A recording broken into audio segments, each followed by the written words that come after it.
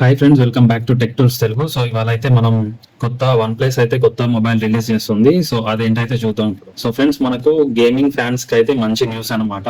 So one plus నుండి gaming phone అయితే rumours వచ్చాయి అనమాట. అవేంటో ఇప్పుడు చూద్దాం. సో మనం ఆ రూమర్స్ వచ్చేసి ఈ వీడియోలో డిస్కస్ చేద్దాం. డిజైన్ ఏంటి, వాటి ఫ్యూచర్స్ ఏంటి, వాటి ప్రైస్ ఏంటి, సో అన్ని ఇప్పుడైతే చూద్దాం. సో ఫ్రెండ్స్, మనం ముందుగా డిజైన్ అండ్ బిల్డ్ చూసుకున్నట్టయితే సో మనకి ఈ ఫోన్ మొత్తం అయితే మనకు గేమింగ్ కోసమే డిజైన్ చేశారు అండ్ RGB లైటింగ్స్ ఉన్నాయి బ్యాక్ ప్యానల్ లో. సో మనకు దీంట్లో అగ్రెసివ్ లుక్ ఉందన్నమాట. లైక్ గేమింగ్ ల్యాప్టాప్స్ ఉంటాయి కదా, సో అట్లా లుక్ అయితే రాబోతుంది. షార్ప్ లైన్స్, బోల్డ్ కలర్స్, సో ఇవన్నీ ఉంటాయి అనమాట బ్యాక్ ఫోన్ యొక్క బ్యాక్ ప్యానల్ లో. సో ఫ్రెండ్స్, మనకు ఈ ఫోన్ లో కూలింగ్ సిస్టమ్ కోసం లిక్విడ్ ప్లస్ గ్రాఫ్లైట్ అనే లేయర్స్ అయితే ఉన్నాయి. సో దీని వల్ల మనకు గేమ్ ఆడుతున్నా మనం స్మూత్ గా ఆడుకోవచ్చు. సో మనం ఈ ఫోన్ లో డిస్ప్లే చూసుకున్నట్టయితే 6.8 ఇంచ్ AMOLED డిస్ప్లే. సో మనకు ఇది 165 రిఫ్రెష్ రేట్ తో వస్తుంది.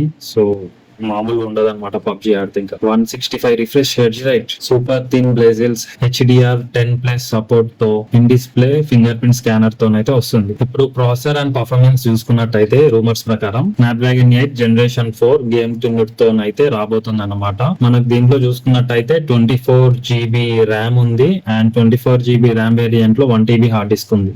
1TB మెమరీ అయితే ఉంది అనమాట. దీంట్లో డెడికేటెడ్ గేమ్ బూస్ట్ ఉంది అనమాట. సో గేమ్స్ ఆడేటప్పుడు అయితే సో మనకు జీబీ ని బూస్ట్ ఇవ్వడానికి అయితే హెల్ప్ చేస్తుంది అనమాట. అండ్ ఫ్రెండ్స్, మనం కెమెరా సెటప్ చూసుకున్నట్టయితే సో మనకు దీంట్లో అయితే ట్రిపుల్ రియర్ కెమెరా వస్తుంది. 50 megapixel plus 48 megapixel ultra wide plus 16 megapixel telescopic lens అనమాట. మనకు ఫ్రంట్ వచ్చేసి 32 మెగాపిక్సెల్ పంచ్ హోల్ కెమెరా అయితే వస్తుంది.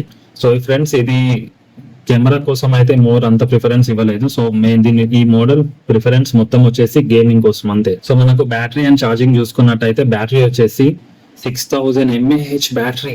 6000 మార్నింగ్ ఛార్జింగ్ పెట్టిన అంటే నైట్ వరకు ఆడడం ఇంకా గేమ్స్. అండ్ దీంట్లో 150 వాట్స్ ఫాస్ట్ ఛార్జింగ్ ఇచ్చారు. 150 వాట్స్. సో మనకు 0 to 100% అయితే 20 minutes లో ఫుల్ ఛార్జ్ అయిపోతుంది అనమాట. దీంట్లో మనకు డ్యూయల్ ఛార్జింగ్ సిస్టమ్ ఇచ్చారు. సో దీని ద్వారా మనకు హీట్ అయితే రెడ్యూస్ అవుతుంది అనమాట గేమ్స్ ఆడేటప్పుడు. సో మనకు గేమింగ్ ఫ్యూచర్ చూసుకున్నట్టయితే ఈ ఫోన్ లో మనకు ట్రిగర్స్ అయితే వస్తున్నాయి. సో Asus ROG ఫోన్ ఉంటది కదా, సో ఆ ఫోన్ లాగా అయితే గేమ్ ట్రిగర్స్ ఉంటాయి. సో దీంట్లో హ్యాపెటిక్ ఫీడ్బ్యాక్ కూడా ఉంటది. సో మనం షూట్ చేసేటప్పుడు మంచి ఫీల్ వస్తుంది అనమాట. లైక్ పబ్జీ గానీ, COD, కాల్ అండ్ డ్యూటీ ఇట్లాంటి గేమ్స్ ఆడేటప్పుడు యూజ్ అవుతుంది అనమాట. సో మనకి దీంట్లో కూలింగ్ ఫ్యాన్ కూడా వస్తుంది. సో ఇదైతే ఆప్షన్ అనమాట.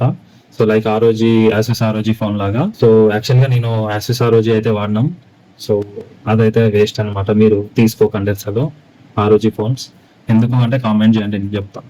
సో మనకు సాఫ్ట్వేర్ అండ్ హార్డ్వేర్ చూసుకున్నట్టయితే రూమర్స్ ప్రకారం Oxygen OS with gaming dash board అనమాట. సో దీంట్లో చూసుకున్నట్టయితే స్పెషల్ OnePlus గేమింగ్ క్లౌడ్ అనమాట.